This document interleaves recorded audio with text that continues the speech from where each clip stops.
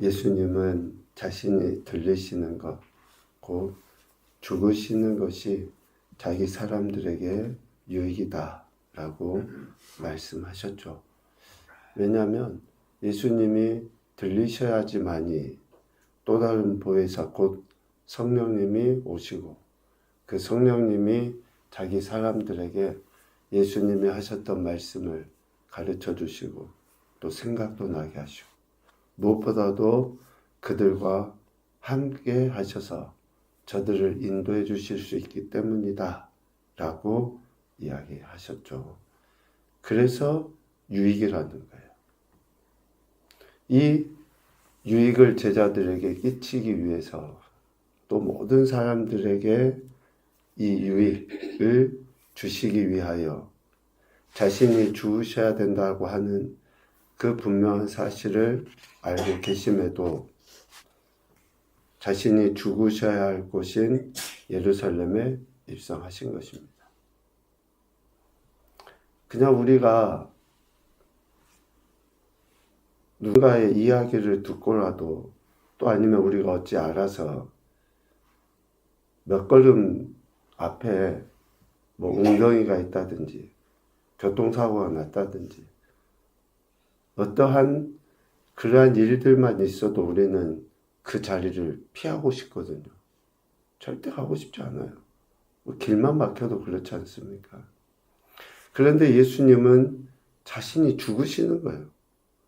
자신이 죽으신다라고 하는 것을 아시면서도 그 예루살렘에 입성하신 거죠.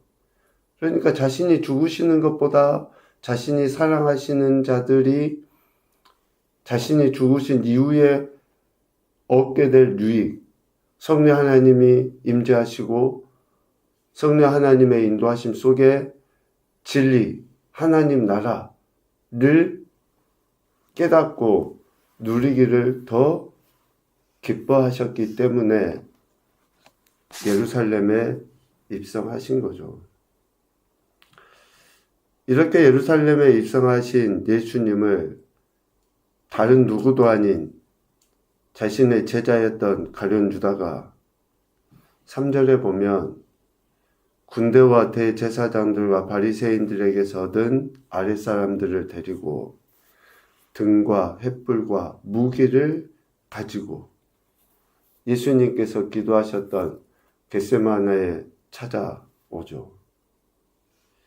이 단어들을 하나씩 생각해 보세요. 등, 횃불, 그리고 무기.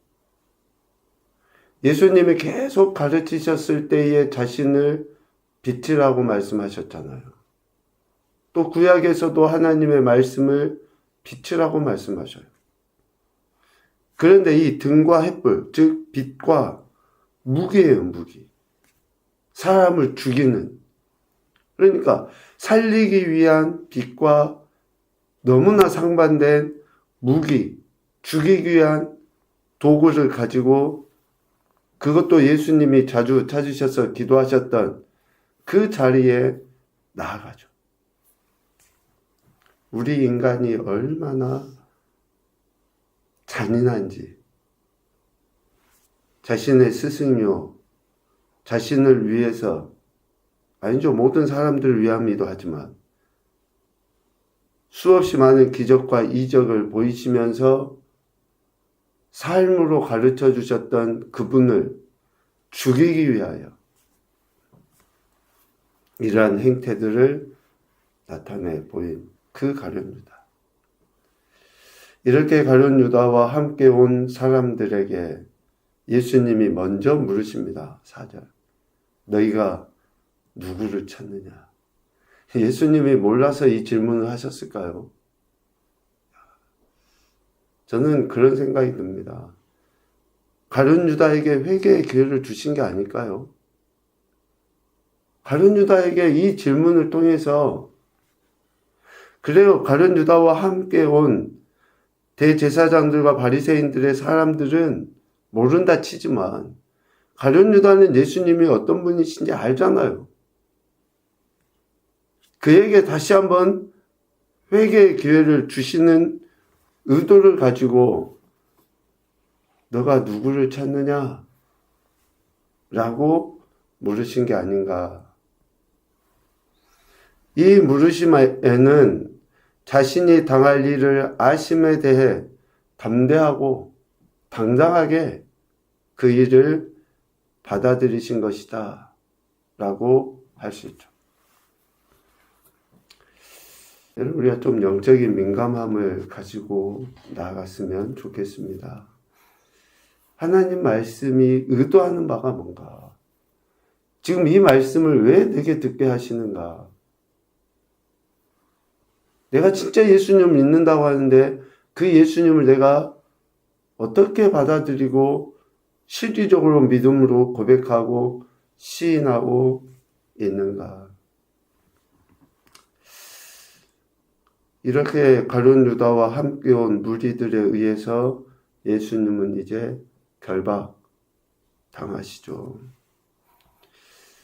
결박당하신 예수님, 결박당하려 하실 때에 그 예수님을 바라보았던 제자들, 특별히 베드로에 대한 이야기를 빼놓을 수가 없죠.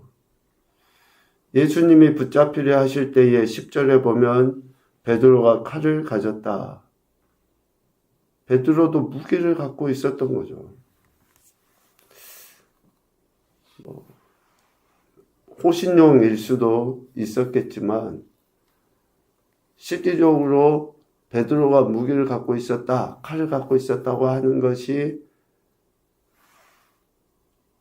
지금까지 예수님께서 가르치시고 또 드러내 보이셨던 것과는 상반된 모습이라는 것을 알 수 있어요.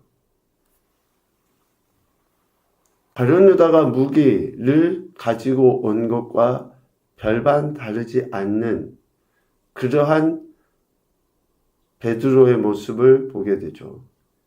그 칼을 어떻게 씁니까? 대제사장의 종의 오른편 귀를 베어버리는데 사용해요. 무기로서. 이렇게 예수님께서 결박당하셨을 때에 베드로가 말고의 귀를 베어버리죠. 이러한 그 베드로의 행태는 예수님의 의사와는 전혀 무관하게 일어난 거예요. 예수님께서는 칼로서 다스리려 하지 않으셨죠. 철저하게 자기 자신이 죽으시는 것으로, 낮아지는 것으로, 더 겸손한 것으로 예수님은 가르치시고 본을 보이신 그러한 삶을 사셨는데 베드로는 그렇지 못했죠. 그리고 예수님이 이제 결박당하여 안나스에게로 끌려갔을 때에 15절 이후에 그런 내용들을 쭉 보면 어떻습니까? 소위 베드로가 예수님을 부인하는 그러한 내용이 나와 있습니다. 베드로가 예수님의 제자라고 하는 사실을 부인하는, 너도 이 사람의 제자 중 하나가 아니냐? 라고 묻는 그 여종의 질문에 나는 아니다. 그리고 26절, 27절에도 25절부터 나온 내용에도 베드로가 또 부인하는 내용들이 반복해서 나옵니다. 이렇게 제자임을 부인하는 것 역시 예수님의 의사와는 전혀 무관해요. 예수님은 제자들이 예수님을 믿는다고 하는 것에 대한 태도를 보이기를 기대하시는 거죠. 그런데 예수님의 의사와는 상관없이 칼로서 예수님을 잡으려 하는 사람을 해한다거나 또 예수님을 부인하는, 말로써 예수님을 부인하고 심지어는 저주까지 하는 그 행태는 결국 예수님의 가르침과는 전혀 상관없는, 오늘 우리가 칼로서 혹은 말로써 예수님의 의사와 상관없이 무관하게 살아가고 있는 것은 아닌가 우리들이 좀 진중하게 살펴볼 필요가 있죠. 왜 그렇습니까? 자기 열심에 의해서 베드로는 예수님을 위한다고 하지만 칼로서 예수님의 뜻과는 상관없이 살았었고, 또 자기 열심에 의해서 말로써 예수님을 해하는 그러한 어리석은 행태를 보였기 때문에 그렇습니다. 예수님의 뜻, 의사와는 상관없이 살아가는 우리의 모습을 베드로를 통해서 보게 하시는 것 같습니다. 이러한 베드로의 모습과는 상반되게 예수님께서는 결박당하신 이후에도 자신의 존재와 자신의 사역을 있는 그대로 나타내 보이시죠. 결박당하신 후 대제사장 앞에서나 그리고 빌라도 앞에서 신문 받으실 때에 자신이 왕 되신다고 하는 사실을 분명하게 드러내 보십니다. 자신과 자신의 제자들 그리고 예수님께서 가르치신 교훈에 대해 저들이 묻잖아요. 그 물음에 대해 예수님께서는 당당하게 이야기하셔요. 모든 유대인들이 모이는 회당과 성전에서 항상 가르쳤다. 은밀하게 아무것도 말하지 아니하였다. 라고 20절에 말씀하시는 것을 통해서 자신이 이 땅에 왕으로서 오셨고 그 어떠한 감출 것도 없다라고 하는 사실을 분명하게 나타내 보이신 거죠. 이러한 예수님의 대답에 불편하게 여긴 이들은, 특별히 가야바는 새벽에 빌라도의 관정으로 예수님을 이송합니다. 더 이상 자신이 예수님을 감당할 수 없는 거죠. 왜? 왕으로 이 땅에 오셨다고 하는 사실을 영적인 의미로 보지 아니하고 정치적인 의미로 이해한 거예요. 그래서 이제 로마의 하수인이라고 하는 표현이 더 맞겠죠. 빌라도에게 예수님을 보내서 신문 받도록 합니다.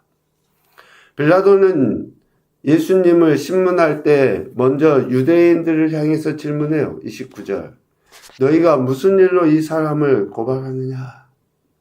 이 신문의 과정을 보면 그래도 빌라도는 정치적으로는 질서를 지켜나가려 하는 행태를 보이죠. 29절에 유대인들 향해서 이렇게 묻고 나서 30절에 예수님을 죽이려고 하는 사람들이 한 말을 듣습니다. 이 사람이 행악자가 아니었더라면 우리가 당신에게 넘기지 아니하였겠나이다. 이러한 대답을 듣고 31절에 빌라도가 저들을 향해서 너희 법대로 재판하라 라고 실질적인 1차 판결을 내릴. 그러니까 빌라도의 이러한 행태는 예수님을 고발하는 자들이 가지고 있었던 그 의도를 어느 정도는 파악하고 있었다. 왜요? 31절 하반부에 그 이야기를 합니다. 유대인들이 이렇게 이야기해요. 우리에게는 사람을 죽이는 권한이 없다. 이 말의 의미는 뭡니까? 유대인들은 예수님을 죽이기로 이미 작정한 거예요. 판결이 내려지고 내려지지 않고와 아무런 관계가 없어요. 어떠한 판결이 내려진다 할지라도 예수님은 죽어야 되는 거예요. 그것이 지금 유대인들이 지금까지 예수님을 따라다니면서 나타내 보였던 행동들, 마음의 태도 아니었습니까? 그러니까 저들은 예수님을 죽이기로, 그것도 언제요? 유월절 전에 예수님을 죽이는 권한이 없다라고 하는 말을 통해서 유월절 잔치를 먹기 위해서 부정해질 수 없으니 이러한 판결을 빨리 내려서 예수님을 죽여야지 된다 라고 하는 생각을 갖고 있었죠. 그래서 빌라도의 힘을 빌어서 예수님을 죽이려 한 것이다. 얼마나 우리 인간이 잔인하고 죄가 얼마나 무서운지를 알 수 있는 대목인 것 같습니다. 이러한 유대인들의 요구에 대해 빌라도는 신문을 계속 이어가죠. 33절, 네가 유대인의 왕이냐? 라고 물어요. 이는 유대인들이 예수님을 고발한 의도를 파악한 것에 의한 질문일 수 있겠죠. 이에 대해 예수님은 자신이 왕 되신다는 사실, 그리고 이 세상에 속한 자가 아니다. 그러니까 이 세상의 왕이 아니라 진정 온 우주 만물을 주권하시는 참된 왕. 그러니까 유대인들이 고발하는 의도와는 전혀 다른 왕의 개념을 지금 예수님은 말씀하신 거예요. 유대인들은 예수님이 왕 되신다고 하는 그 자체를 정치적인 의도로 이해하고 종교적인 것보다도 정치적인 개념 안에서 판결받아 죽임당하도록 할 요량을 가지고 빌라도에게 넘겼지만 예수님은 그 빌라도의 질문에 대해서 자신이 이 세상에 속한 왕이 아니라 진정한 왕이라는 것을 나타내 보이시죠. 37절, 네 말과 같이 내가 왕이다. 내가 이를 위하여 태어났으며 이를 위하여 세상에 왔다. 이것이 뭐라는 거예요? 곧 진리다. 그러니까 예수님이 세상의 진정한 왕, 그러니까 세상에 속하지 아니었지만 세상의 진정한 왕으로 오신 것이 진리다 라고 하는 것을 말씀하십니다. 예수님의 나라는 이 세상에 속한 것이 아니었기 때문에 세상의 권력과 싸우지 않습니다. 왜? 예수님이 싸우지 않고 그 개념의 문제가 아니에요. 자신이 이 땅에 오신 목적을 이루심이 결국 세상을 이기는 것이기 때문에 그래요. 그래서 예수님은 계속 자신이 들으셔야 할 것에 대해서 이야기하시고 그것이 바로 모든 사람에게 진정한 자유를 주는, 소위 구원을 베풀어주는 은혜, 능력으로 나타난다고 하시는 것을 계속 말씀해 오신 것이죠. 예수님은 이렇게 진리에 속한 자에게 진리를 증언하심으로 그 진리를 들은 자들이, 믿는 자들이 진리 안에서 자유를 얻는다고 하시는 말씀을 하신 것입니다. 이렇게 예수님은 만왕의 왕으로서 이 땅에 오셨고 그 일을 감당하시기 위하여 지금 법정에 서서 자신을 드러내 보이신 것입니다. 첫 번째 교훈을 보면요, 내 자신의 열심과 열정이 아닌 예수님의 말씀에 따른 믿음을 보여야 한다. 그 경계가 참 모호합니다. 내 열심으로 하는 것이 마치 믿음의 전부인 것처럼 착각하기가 쉬운 것이 우리 인생이에요. 잘 우리 내면을 이렇게 살펴볼 필요가 있습니다. 두 번째, 절기를 지키려는 의도가 진리에 대한 믿음의 태도에 근거한 것인지 살피자. 오늘 6월절을 지키려고 하는 유대인들의 그 행태를 보십시오. 진리에 대한 믿음의 태도에 근거해야지. 절기 자체의 목적을 두고